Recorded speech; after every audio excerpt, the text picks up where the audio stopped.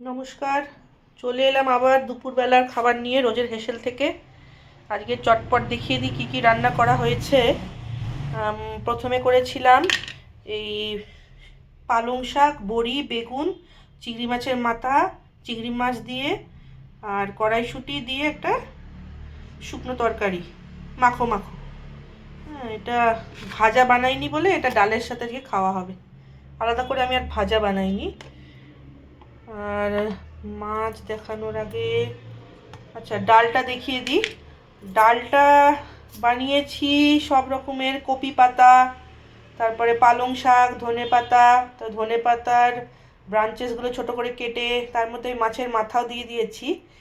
আর তার মধ্যে পেঁপে আর কুমড়োও দিয়েছি। এটা হেলদি ডাল বলতে পারেন। এটা ডাল। আর এটা মাছ, মাছে দিয়েছি কুমড়ো, কপি শাকের পাতা, আর মূলো, বেগুন, আলু, কড়াইশুঁটি, আর আর মাছ তো দিয়েইছি।